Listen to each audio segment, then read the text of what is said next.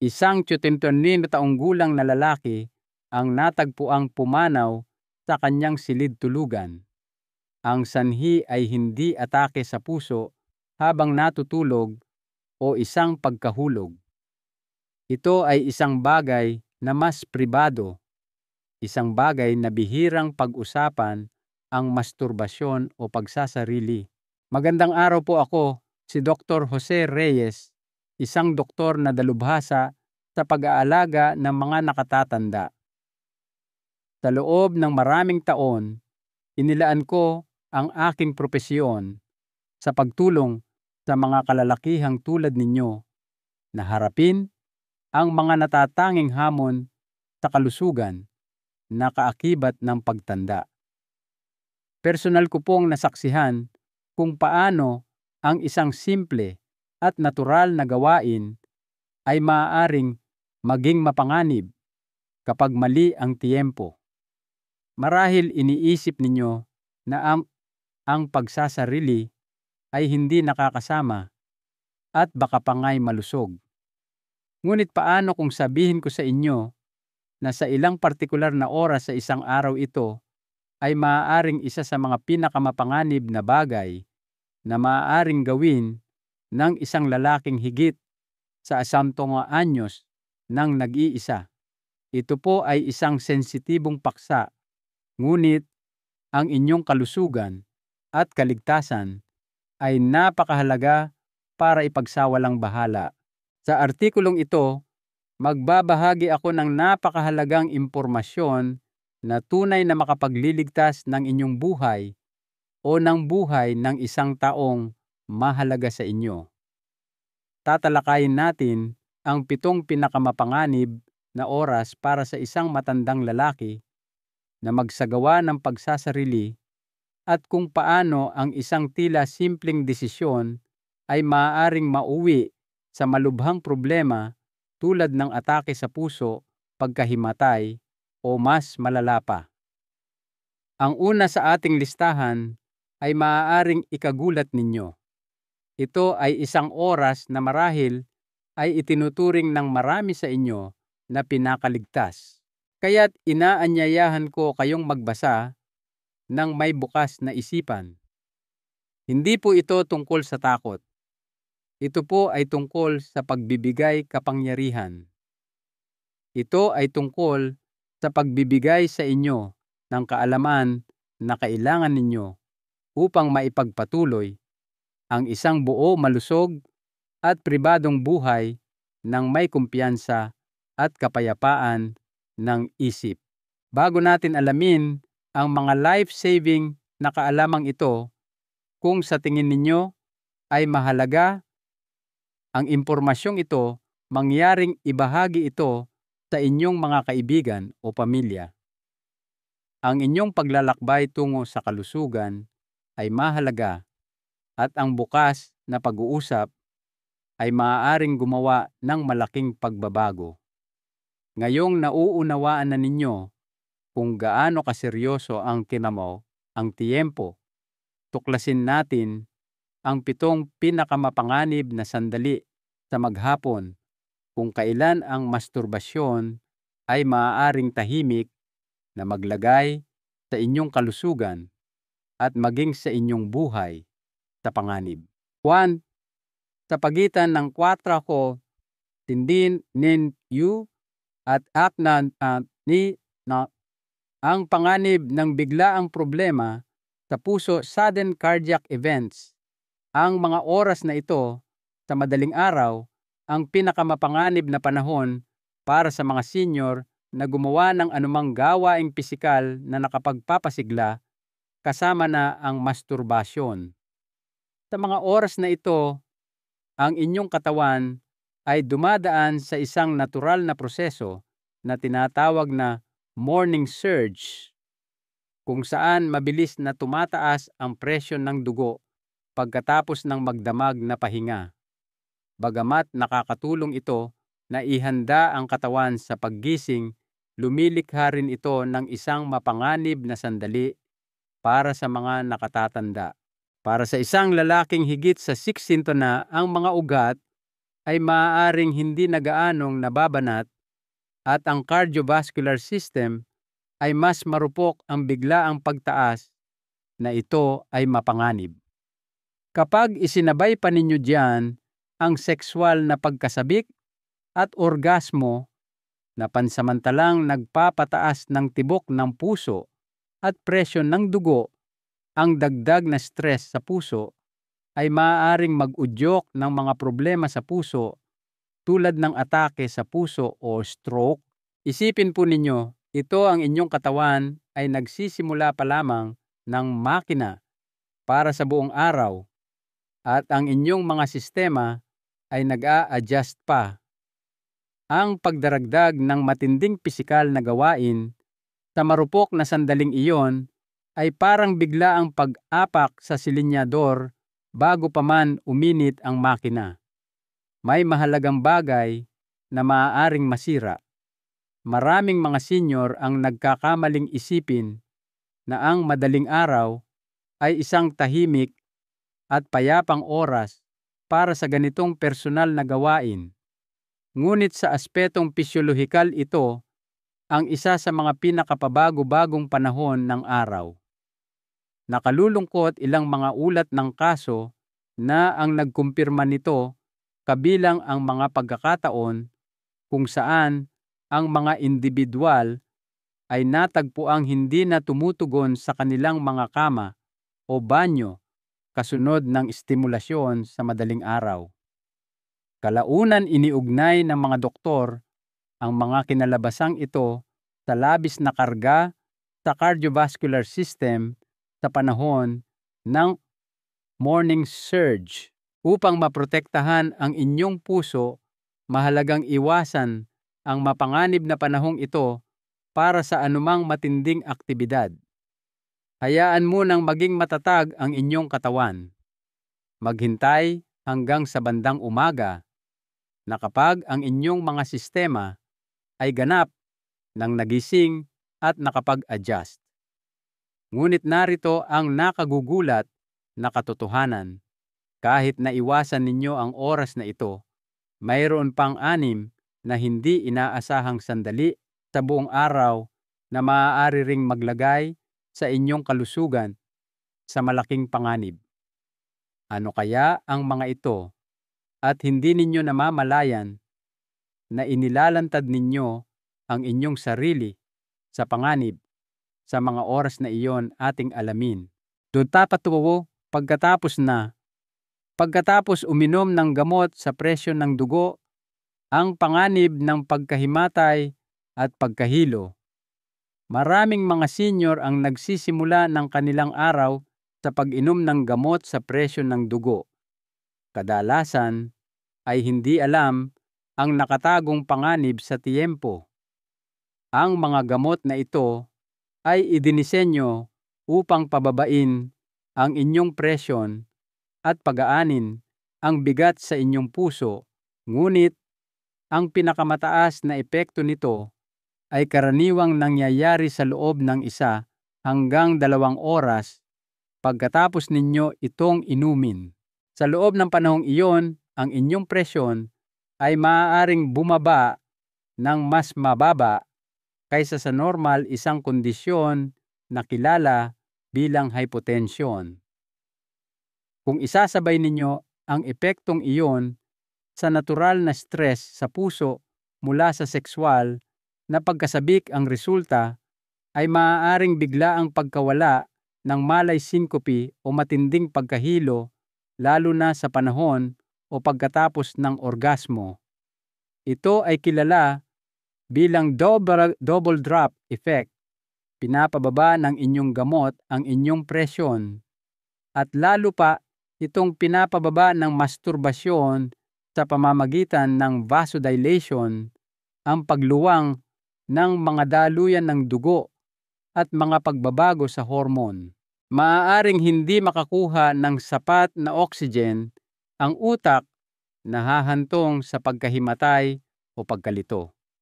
At dahil ang masturbasyon ay madalas na ginagawa ng pribado, anumang pagkahulog o pagkawala ng malay ay maaaring hindi mapansin na nag-aantala sa kritikal na tulong.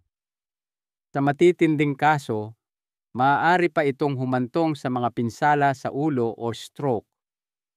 Nagbabala ang mga doktor sa Mayo Clinic na dapat paghiwalayin ng mga senior ang kanilang mga gawain sa pag-inom ng gamot mula sa kanilang mga gawaing pisikal na nakapagpapasigla.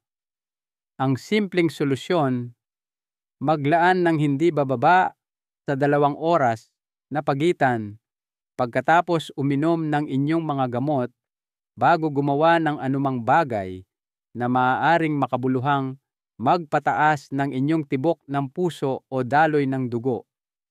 Nagbibigay ito ng oras sa inyong katawan na mag-adjust at binabawasan ang panganib ng biglaang pagbagsak. Ngunit kahit na perpekto ang inyong pag-time sa gamot, may isa pang tila hindi nakapipinsalang pang-araw-araw na gawain na maaaring tahimik na maglagay sa inyong buhay sa panganib kapag isinabay sa masturbasyon. Ano ito at bakit marami sa mga senior ang nabibigla rito? Malalaman ninyo. 3. Agad-agad. Pagkatapos ng mainit na shower o paliligo, ang banta ng temperature shock at labis na karga sa puso. Maraming mga nakatatandang lalaki ang nasisiyahan sa ginhawang dulot ng mainit na shower o paliligo. Ang init ay nagpapaginhawa sa mga kalamnan, nagpapakalma sa isip, at nagbibigay ng pakiramdam ng panibagong lakas.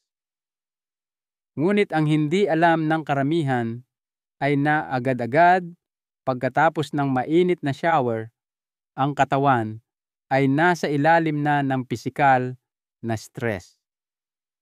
Ang mainit na tubig ay nagiging sanhi ng pagluwang ng inyong mga daluyan ng dugo na nagpapababa ng presyon ng dugo at nagre-redistribute ng daloy ng dugo palayo sa utak.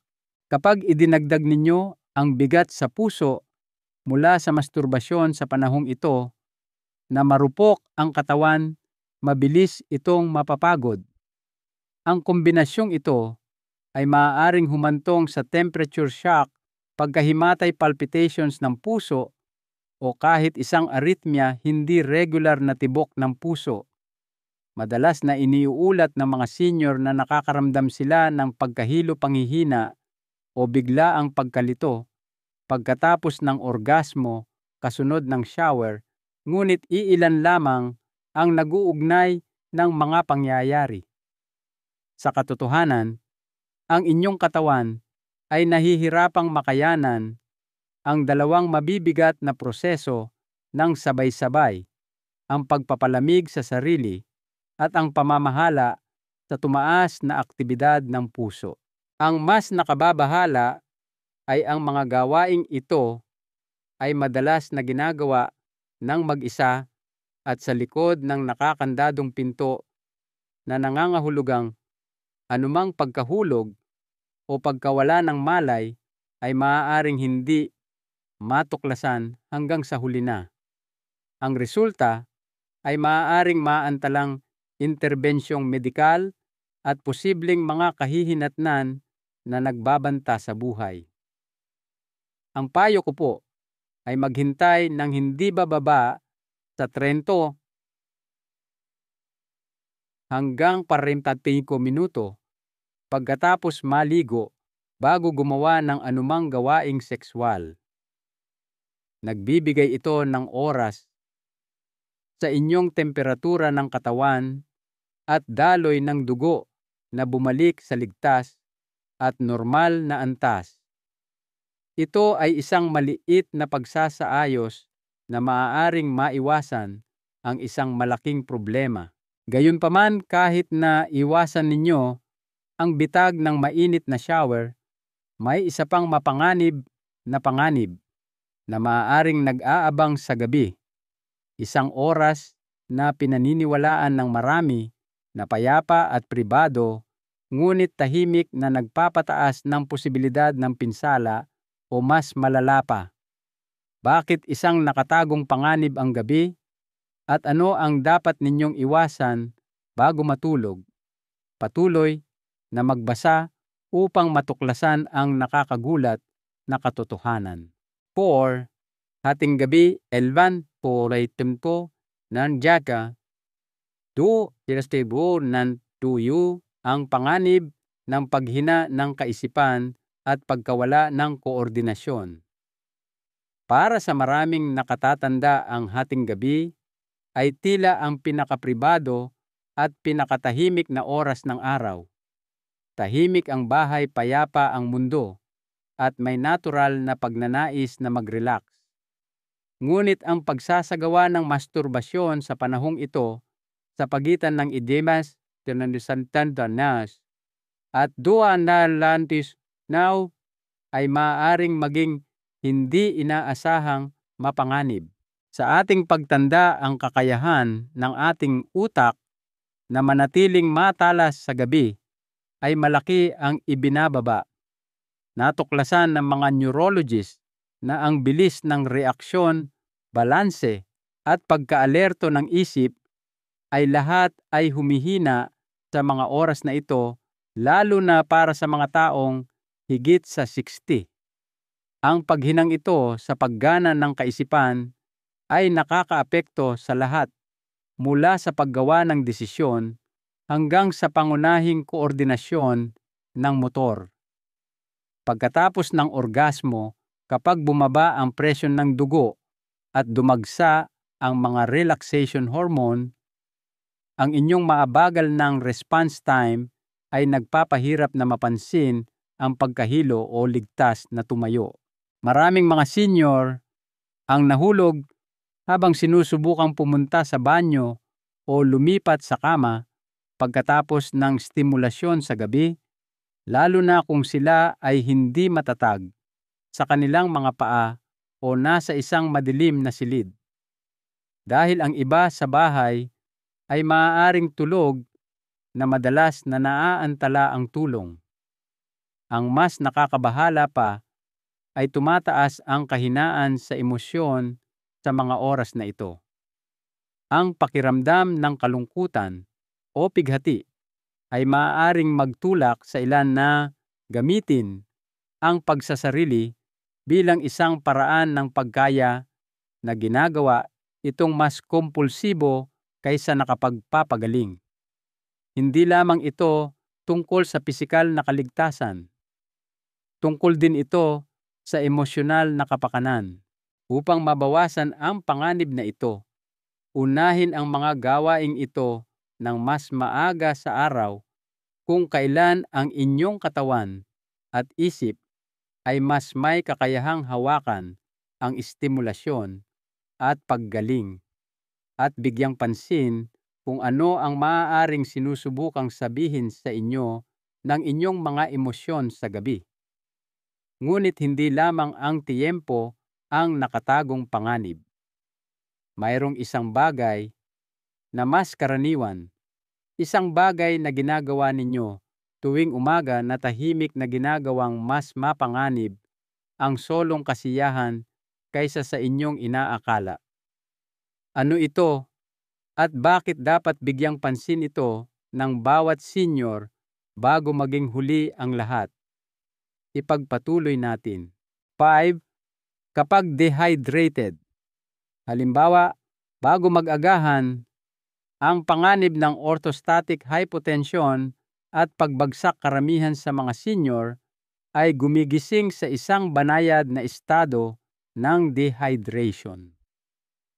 Pagkatapos ng ilang oras na pagtulog ng walang tubig, mababa ang balanse ng likido sa katawan, mas malapot ang dugo, at mas mabagal ang sirkulasyon. Kapag idinagdag ninyo ang mga pangangailangan sa puso mula sa masturbasyon, tumaas na tibok ng puso, paglawak ng daluyan ng dugo, at mga pagbabago sa hormone, lumilikha kayo ng perpektong kapaligiran para sa orthostatic hypotension. Ito ay isang biglaang pagbaba ng presyo ng dugo kapag tumatayo o nagbabago ng posisyon at isa ito sa mga pinakakaraniwang sanhi ng pagkahilo-pagkahimatay at mapanganib na pagkahulog sa mga nakatatanda. Ang pagsali sa sexual na aktibidad bago mag-rehydrate ay maaaring humantong sa pagkalito, pagkawala ng malay at kahit na pagkawala ng kamalayan. Ang katawan ay walang sapat na dami ng likido upang suportahan ang parehong utak at mga kalamnan sa ilalim ng tumaas na pangangailangan. Madalas na iniuulat ng mga senior na okay ang pakiramdam nila sa isang sandali at pagkatapos ay biglang nahihilo o nanghihina. Ang nakakatakot na bahagi ay kung gaano ito kabilis mangyari, lalo na kapag walang ibang tao sa paligid para tumulong. Ang solusyon ay simple ngunit epektibo: uminom ng isang buong baso ng tubig hindi bababa sa 15 hanggang 20 minuto bago ang anumang gawaing sexual, lalo na sa umaga. Nagbibigay ito ng pagkakataon sa inyong katawan na maibalik ang daloy ng dugo, suportahan ang oxygen sa utak, at bawasan ang inyong tsansa na bumagsak. Ang paglalagay ng isang bote ng tubig sa tabi ng inyong kama ay isang ugali na maaaring tahimik na magligtas ng inyong buhay. Ngunit hindi lamang ang hydration ang hindi nakikitang salik na kumakalaban sa inyo.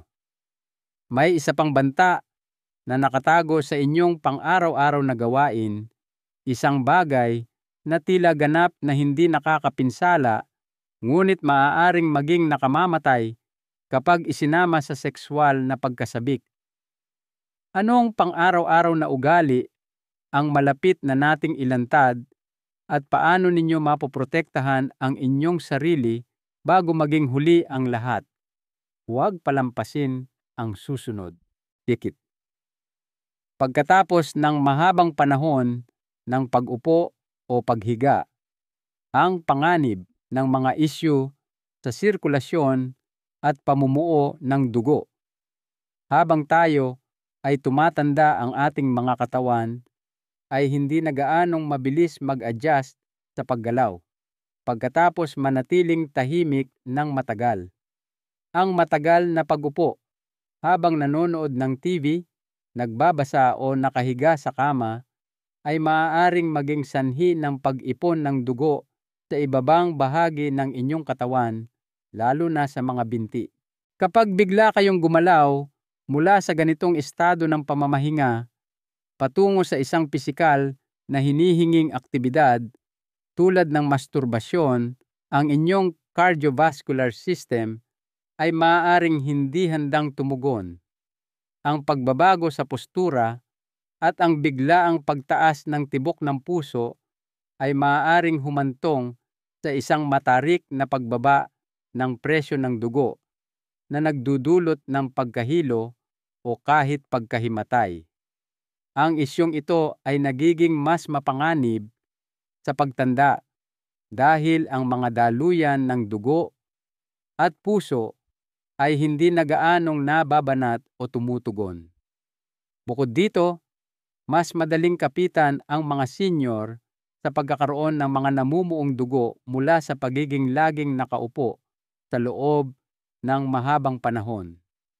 Ang sexual na stimulasyon na nagpapataas ng tibok ng puso at nangangailangan ng mas maraming oxygen at daloy ng dugo ay maaaring lumikha ng isang perpektong bagyo ng pisikal na pagkapagod. Maaaring magsimula ito sa namumulang mukha o bahagyang pagkahilo, ngunit maaari itong mabilis na umunlad sa isang seryosong pagkahulog o pagkawala ng malay. Upang maprotektahan ang inyong sarili, mahalagang unti-unting gisingin ang inyong sirkulasyon. Bago magsagawa ng anumang solong aktibidad, maglaan ng ilang minuto upang mag-inat, dahan-dahang maglakad sa paligid ng silid o igalaw ang inyong mga braso at binti. Hayaang dahan-dahang gumalaw ang inyong katawan sa halip na magmadali sa pisikal na pagsisikap. Ngunit kahit na ang inyong katawan ay ganap na warm up at ang inyong sirkulasyon ay dumadaloy, may isang huling nakatagong panganib na nananatili. Ang isang ito ay hindi nagmumula sa inyong pisikal na katawan, kundi mula sa inyong isipan. Ano ang nangyayari kapag kumikilos kayo sa mga oras ng kahinaan sa emosyon at paano iyon makakaapekto hindi lamang sa inyong kaligtasan, kundi sa inyong pangmatagalang kapakanan? Ang sagot ay maaaring ikagulat ninyo. Patuloy na panoorin. Diba? Sa mga panahon ng emosyonal na kahinaan, kalungkutan, pighati, pagluluksa, ang panganib ng psikolohikal na pagdepende. Habang tayo ay tumatanda, ang kalusugang emosyonal ay nagiging kasing halaga ng pisikal na kapakanan. Ang pakiramdam ng kalungkutan, pagkawala o pighati ay karaniwan, lalo na para sa mga senior na naninirahang mag-isa o nakikipagbuno sa pagluluksa. Sa mga sandaling ito, ang masturbasyon ay maaaring maging higit pa sa isang pinagmumulan ng pisikal na kasiyahan. Maaari itong maging isang emosyonal na pagtakas. Bagamat ang pagsasarili ay natural at malusog, kapag hinihimok ng positibong emosyon ang paggamit nito upang pamanhidin ang sakit o punan, ang isang kakulangan ay maaaring lumikha ng isang nakapipinsalang pattern na unti-unting sumisira sa inyong mental at emosyonal na balanse. Kapag hinihimok ng emosyonal na pagkabalisa ang paglabas ng dopamine at iba pang mga kemikal na may kaugnayan sa kasiyahan sa panahon ng orgasmo, ay maaaring maging parang isang panandaliang ginhawa. Ngunit pagkatapos ang parehong pagbaba ng chemical ay maaaring mag-iwan sa inyong pakiramdam na mas walang laman na kahiwalay o kahit na nalulumbay. Para sa ilang mga senior, ang siklong ito ay nagiging nakakahumaling hindi sa tradisyonal na kahulugan, ngunit sa kung paano nito pansamantalang tinatakpan ang malalim na emosyonal na sugat. Sa paglipas ng panahon, maaari itong humantong sa pag-iwas sa mga tunay na koneksyong panlipunan, na bawasang motibasyon at mas malalim na emosyonal na pagkapagod. Hindi ito nangangahulugan na dapat kayong makaramdam ng kahihiyan. Nangangahulugan ito na oras na upang makinig ng mas mabuti sa inyong mga emosyonal na pahiwatig. Naghahanap ba kayo ng ginhawa sa pamamagitan ng pagiging malapit sa sarili, o iniiwasan ninyo ang tunay na hinihiling ng inyong puso, pagsasama, pag-uusap, paggaling? Kapag ang inyong motibasyon ay nakaugat sa sakit, madalas na dinadala ng inyong katawan ang pasanin sa pamamagitan ng tumaas na stress hormones, naantalang pagtulog at pagkabalisa. Ang susi ay kamalayan. Kung mapansin ninyo ang pattern na ito sa inyong sarili, isaalang-alang ang pakikipag-ugnayan sa isang tao, isang kaibigan, isang therapist, o isang support group. Ang kalusugang emosyonal ay lumalago sa koneksyon, hindi sa pag-iisa. Ngayong natutunan na ninyo ang 7 pinakamapanganib na oras para mag-masturbate bilang isang senior, mayroon pa ring isang huling tanong na dapat ninyong itanong sa inyong sarili. Paano ninyo gagawing mas ligtas, mas malusog, at mas nakapagpapalakas ang personal na bahaging ito ng inyong buhay kaysa dati. Tuklasin natin ang mga sagot na maaaring magbago ng inyong nakagawian. Paano gawing ligtas at malusog ang masturbasyon pagkatapos ng 60? Ang pagtanda ay hindi nangangahulugan ng pagsuko sa pagiging malapit sa sarili. Sa katunayan, para sa maraming mga senior, ang masturbasyon ay nananatiling isang pribado at nakakaginhawang paraan upang manatiling konektado sa kanilang mga katawan, emosyon at pakiramdam ng sigla. Ngunit pagkatapos ng aksidente, nagbabago ang katawan sa mga paraan na nangangailangan ng mas maraming pag-iingat, kamalayan at paghahanda.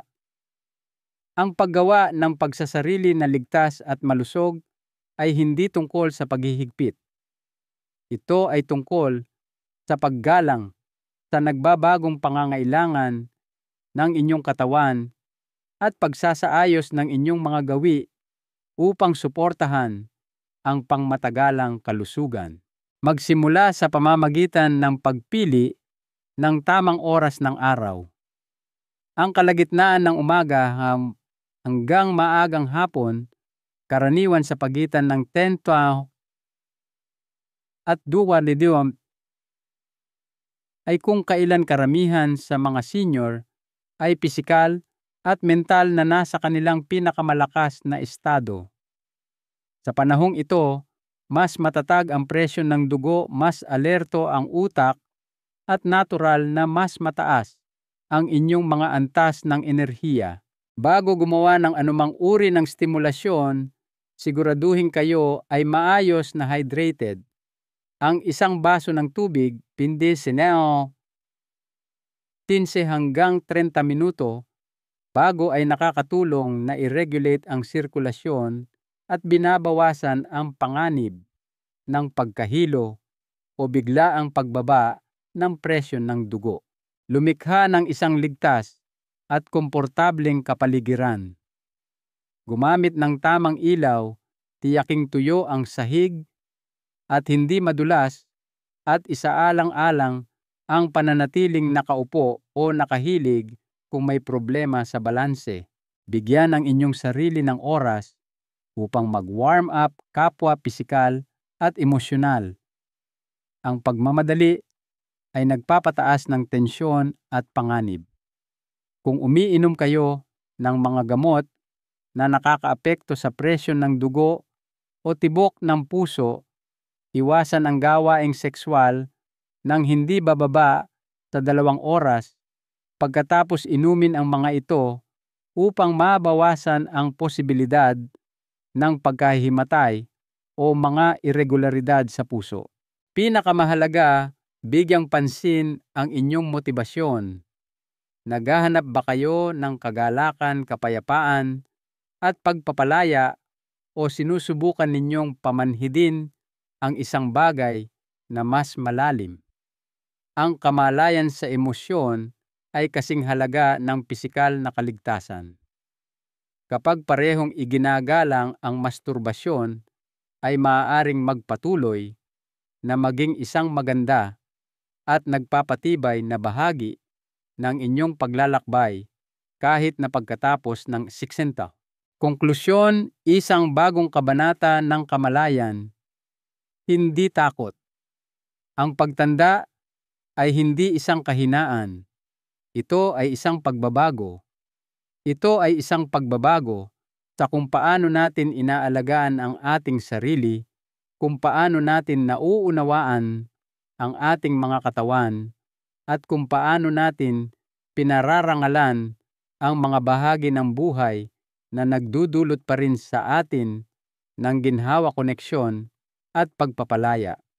Ang masturbasyon, kapag ginawa ng may kamalayan at intensyon, ay maaaring manatiling isang malusog at nagpapatibay na bahagi ng inyong nakagawian hanggang sa inyong 60s, 70s at higit pa.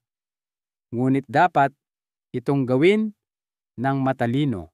Ang dating tila hindi nakakapinsala o automatiko sa ating kabataan ay nangangailangan tayo na ngayon ng mas maraming pag-iisip at mas maraming paggalang sa tiempo, hydration, sirkulasyon, gamot at kalooban. Hindi ito dahil mali ang gawain, kundi dahil ang ating mga katawan ay tahimik at tuloy-tuloy na nagbabago. Kung babaliwalain natin ang mga pagbabagong iyon, maaari tayong magbayad ng presyong mas malaki kaysa sa kahihiyan, pagkahulog problema sa puso, pagkawala ng malay, pagdepende sa emosyon o mas malala pa. Ngunit hindi iyon nangangahulugan ng pamumuhay sa takot. Nangangahulugan ito ng pagpili sa kapangyarihan kaysa sa kamangmangan, pag-iwas kaysa sa pagsisisi, at dignidad kaysa sa katahimikan. Ang katotohanan ay ang pinakamapanganib na oras para mag-masturbate ay hindi lamang tungkol sa oras sa orasan. Ito ay tungkol sa estado ng inyong katawan at isipan sa sandaling iyon. At ngayon, mayroon na kayong kaalaman upang protektahan ang inyong puso, inyong kaligtasan, at inyong kapayapaan ng isip. Kaya't maglaan ng sandali upang makinig, tunay na makinig sa sinasabi ng inyong katawan. Dahan-dahan lang uminom ng tubig, huminga, at piliin ang tamang oras. Higit sa lahat, gawing bahagi ng inyong buhay ang pagiging malapit sa sarili na sumusuporta sa inyong kapakanan, hindi nagbabanta dito. Isang mahalagang aral mula kay Dr. Reyes. Bilang inyong doktor at kaibigan, ang layunin ko po ay bigyan kayo ng kapangyarihan sa pamamagitan ng kaalaman upang mabuhay kayo ng pinakamahaba, pinakamalusog, at pinakakasiyasiyang buhay.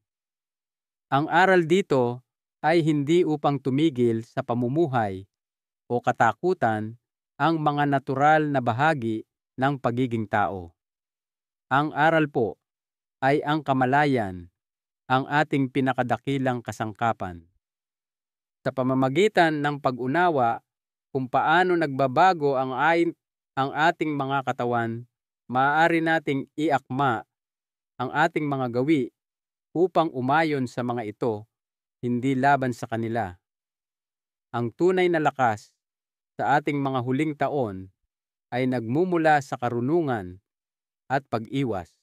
Tunay kong inaasahan na ito ay nakatulong sa inyo. Kung ang artikulong ito ay nagbukas ng inyong mga mata o nagpabago ng inyong pag-iisip, mangyaring ipaalam sa akin sa pamamagitan ng pag-iwan ng komento sa ibaba. Gusto ko pong marinig ang inyong mga saloobin. At kung naniniwala kayo na ang impormasyong ito ay makakatulong sa iba, huwag po kayong mag-atubiling ibahagi ito sa inyong mga kaibigan, mga kapatid, o iba pang mga kamag-anak. Magtulungan po tayong magbantayan sa isa't isa. Siguraduhing mag-subscribe para sa mas maraming praktikal na payo sa kalusugan na angkop para sa inyo.